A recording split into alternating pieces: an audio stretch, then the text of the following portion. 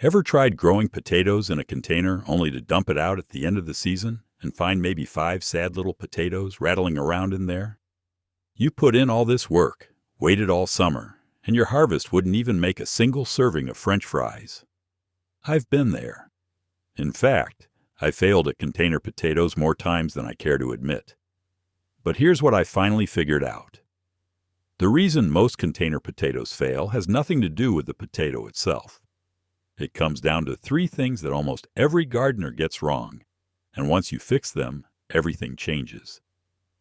In this video, I'm going to walk you through the complete process for growing potatoes in containers the right way, from choosing the right setup to planting at the depth that actually produces results all the way through harvest. Plus, stick around to the end, where I'll show you how to turn even a small patio into a serious potato-producing operation with succession planting. Let's get into it. Container potatoes have this reputation for being easy, and in some ways, they are. No digging, no weeding. Harvest is as simple as dumping out a pot. But here's the thing nobody tells you. Getting a real harvest, not just a handful of marbles, but actual pounds of potatoes, requires understanding how the plant works and setting it up for success from day one. Once you know what potatoes actually need, container growing becomes incredibly productive. So let's start by understanding how potatoes form in the first place. Here's something that changed the way I think about growing potatoes. The tubers, those potatoes you're trying to harvest, they don't grow from the roots. They grow from the stem. Specifically, they form on these little horizontal stems called stolons that shoot out from the buried portion of the main stem. This is why hilling potatoes is such a traditional practice. When you mound soil up around the stem, you're burying more of it, and more buried stem means more opportunities for stolons to develop, which means more potatoes. Now here's where container growing usually goes wrong. Most people plant their potato maybe 4 to 6 inches deep in a container, the same way they'd plant in the ground if they were planning to hill later. But in a container, hilling is awkward at best, and often gets skipped entirely. So you end up with a potato plant that only has a few inches of buried stem producing tubers, and your harvest reflects that. The other issue with containers is the environment around the roots and tubers. In the ground, soil temperature and moisture stay relatively stable. In a container, everything fluctuates. A container in full sun can heat up dramatically, cooking your developing potatoes. Drainage that's too good means the soil dries out before the plant can use the water. Drainage that's too poor means water sits at the bottom and rots everything. These aren't impossible problems to solve, but you have to understand them going in. With that foundation, let's talk about how to actually set this up for success. The container you choose matters more than most people realize. I know the 5-gallon bucket is the classic recommendation. It's cheap, it's available everywhere, and it seems like it should work. But in my experience, 5-gallon buckets are just not big enough to produce a satisfying harvest. You're limited on depth. You're limited on volume for root development. And if anything goes wrong with drainage or watering, you don't have much margin for error. I've grown potatoes in 5-gallon buckets and gotten literal ounces of potatoes. Not pounds, ounces. It's just not worth the effort. What I recommend instead is going bigger. 15 to 20 gallons is the sweet spot. At that size, you have enough depth to plant deep and enough soil volume to maintain more stable moisture and temperature. You also have room for the plant to really develop a substantial root system, which supports a substantial harvest. Now you have 2 main options for containers at this size: fabric grow bags and rigid containers like large plastic pots or even repurposed barrels or totes. Each has trade-offs. Fabric grow bags are porous, which means they drain extremely well and provide great aeration to the roots. Plants generally love them. The downside is they dry out fast, especially in hot weather or windy conditions. You have to stay on top of watering, and I mean really on top of it. Check them daily in summer. If you're forgetful about watering or you're going to be away for a few days, grow bags can be challenging. Rigid containers hold moisture longer because they're not losing it through the sides. This is great if you tend to underwater. The risk is the opposite problem, holding too much water and drowning the roots. If you go with a rigid container, you absolutely must have drainage holes in the bottom. And not just one little hole. I drill at least 4 to 6 holes, each about ½ an inch, in diameter, in the bottom of any rigid container I use for potatoes. Some people also drill a few holes an inch or two up from the bottom on the sides to prevent water from pooling. What do I personally use? A mix of both, honestly. I have some 20-gallon fabric grow bags that perform beautifully when I stay on top of watering. And I have some large plastic nursery pots with plenty of drainage holes that are more forgiving when life gets busy. The important thing is picking something big enough and making sure water can escape. The soil mix you use in containers is completely different from what works in the ground. If you fill a container with regular garden soil, you're going to have problems. Garden soil compacts in containers doesn't drain well and can harbor diseases and pests you don't want trapped in there with your potatoes.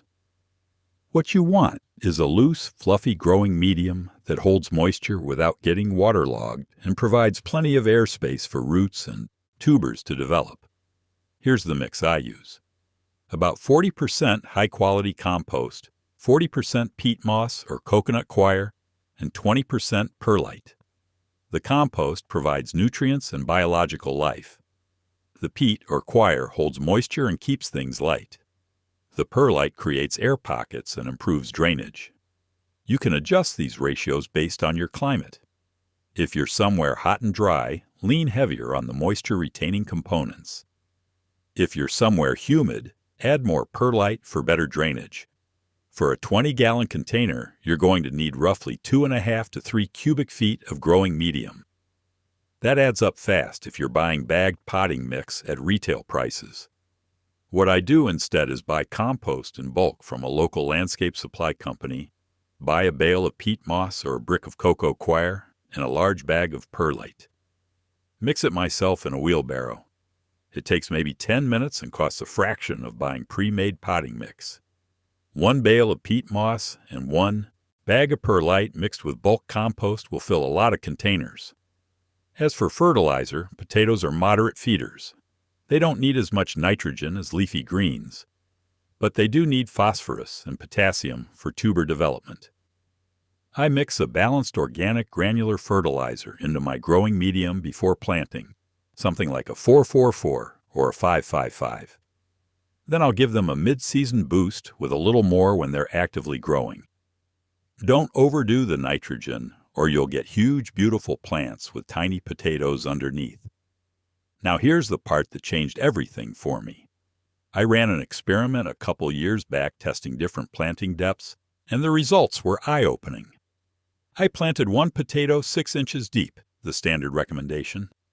I planted another potato 12 inches deep in the same conditions. The 6-inch potato gave me about 2.5 pounds of potatoes. Not bad. The 12-inch potato gave me over 3.5 pounds from a single plant. That's over 40% more yield just from planting deeper. The reason goes back to what we talked about earlier. More buried stem means more stolen production, which means more potatoes. When you plant deep, you're giving the plant a head start on having a long buried stem without needing to hill at all. And in containers, this is perfect because hilling is awkward anyway. Here's how I plant now. I start with about 4 inches of my soil mix in the bottom of the container. I place my seed potato on that layer with the eyes facing up. Then I cover it with another 8 to 10 inches of soil mix so the potato ends up sitting about 12 inches below the surface. That's it. No hilling needed later, because we've already buried it deep. If you're enjoying this video, you'll love my free weekly gardening guides. They go way deeper than I can here. Sign up free in the description and get one in-depth guide every week on growing more food in containers and small spaces. All right, let's continue. A word on seed potatoes. You want to start with certified seed potatoes, not grocery store potatoes. Grocery store potatoes are often treated to prevent sprouting and can carry diseases. Seed potatoes are grown specifically for planting and are disease-free. Before planting, I let my seed potatoes sit in a bright spot for a week or two until they develop short, stubby sprouts. This is called chitting, and it gives them a head start. If you have a large seed potato, you can cut it into pieces as long as each piece has at least 2 eyes. Let the cut pieces sit for a day or two so the cut surface dries and heals over. This prevents rot when you plant them. For spacing, I go with roughly 1 potato per 5 gallons of container volume. So a 15-gallon container gets 3 seed potatoes spaced evenly. A 20-gallon container gets 4. Don't crowd them. Each plant needs room to develop. After planting, water thoroughly until water runs out the drainage holes. Then let the soil settle. You may need to add a bit more mix on top after that first watering as things compact slightly. Now we come to the thing that kills more container potatoes than anything else. Watering. Get this wrong and nothing else matters. Here's the challenge. The surface of your container will often look and feel dry when there's still plenty of moisture down where the potatoes are forming. If you water based only on the surface, you'll overwater. And overwatered potatoes rot.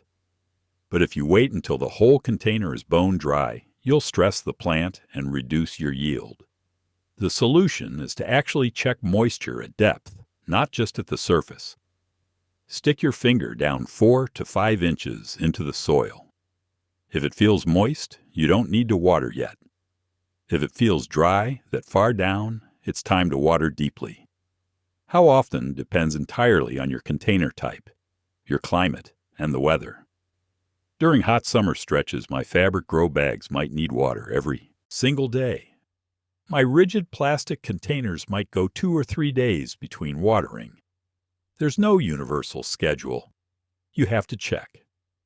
Signs of overwatering include yellowing lower leaves, a general droopy appearance even when the soil is moist, and if you catch it late, a foul smell coming from the container indicating rot. Signs of underwatering include wilting during the heat of the day that doesn't recover by evening, crispy leaf edges, and stunted growth. For my routine, I check my containers every morning. I stick my finger in, I assess, and I water deeply if needed. It takes maybe 2 minutes per container. That consistency is what produces good harvests. Knowing when to harvest is just as important as everything that came before.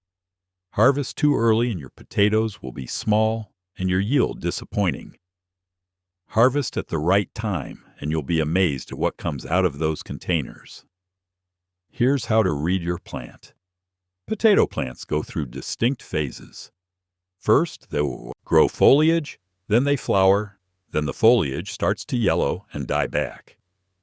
That dieback is your signal that the plant is finishing its life cycle and putting final energy into the tubers. But here's the thing most people get wrong. When you first see the foliage starting to die, your potatoes aren't quite ready yet. For the best harvest, especially if you want potatoes that will store well, you want to wait until the foliage has completely died back, then wait another 2 weeks. Those extra 2 weeks allow the potato skins to toughen up, which dramatically improves their storage life. I know it's hard to wait when you're excited, but trust me on this. When harvest day finally comes, this is the fun part. Dump out the whole container onto a tarp or into a wheelbarrow. Spread it out and start finding your treasures. Every potato feels like a little victory. If you've done everything right, you're going to be shocked at how many potatoes come tumbling out. I've pulled over 3 pounds from a single plant in a 20-gallon container, and some people report even higher yields with perfect conditions. For potatoes you want to store, don't wash them right away.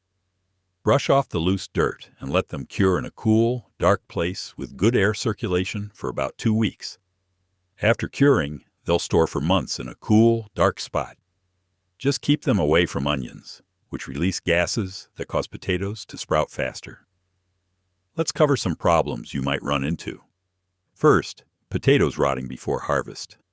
This is almost always an overwatering or drainage issue. If your container is staying too wet, especially at the bottom, the tubers sitting in that moisture will rot.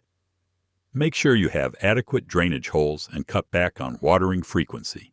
Stick your finger deep into the soil before adding water.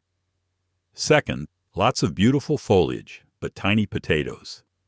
This usually means too much nitrogen fertilizer. The plant put all its energy into leaves instead of tubers. Next time, use a more balanced fertilizer and don't overdo it. Also, make sure you plant it deep enough to allow for good stolon development. Third, green potatoes near the surface. Potatoes turn green when exposed to light, and green potatoes contain solanine, which is mildly toxic and tastes bitter. This happens when potatoes form too close to the surface. Planting deeper helps, and you can also add a layer of mulch on top of your soil to block light. If you get green potatoes, cut off the green portions before eating. Fourth, pest damage in your containers. Containers aren't immune to pests. Slugs, pillbugs, and other critters can find their way in, especially if your containers are sitting on the ground. Elevate your containers slightly on pot feet or bricks to reduce access. Check regularly for signs of munching. Fifth, plants died back way too early before you got a decent harvest. This can indicate disease, severe water stress, or nutrient deficiency. It can also happen if your growing season is just too short for the variety you chose. For containers, choose early or mid-season varieties that mature in 90 days or less, rather than late-season storage types that need 120 days. Sixth, potatoes already sprouting before you harvested. This happens when you wait too long after dieback, or when temperatures in the container got too warm. Harvest promptly once that 2-week post-dieback curing period is complete. Now for the bonus I promised. Here's how you turn even a small space into a serious potato operation. The secret is succession planting. Instead of planting all your containers at once and harvesting all at once, stagger your plantings by 2 to 3 weeks. Plant your first containers in early spring. 2 weeks later, plant another batch. 2 weeks after that, another batch. What this gives you is a continuous harvest window instead of one big glut. When your first containers are ready, you harvest them. A couple weeks later, the next. Batch is ready. This keeps fresh potatoes coming for months. How many containers do you need? For a family of 4 eating potatoes regularly, I'd suggest 8 to 12 containers in the 15 to 20 gallon range, planted in succession. That might sound like a lot, but they stack easily in the off-season and pay for themselves in one good harvest. For varieties, I've had the best container results with Yukon Gold, Red Pontiac, and fingerling types like Russian Banana. Early and mid-season varieties tend to outperform late-season types in containers. And if you can find seed potatoes bred specifically for container growing, even better. Do the math with me. If you get 3 pounds per container and you have 12 containers, that's 36 pounds of potatoes from your patio or balcony. That's serious food production from a space most people waste. If you've made it this far, you clearly care about growing real food, even in limited space. I send one free, detailed gardening guide to your inbox every week. Link is in the description. You won't regret it. I'd love to see your container potato results, so share them in the comments when harvest time comes. Good luck and happy growing.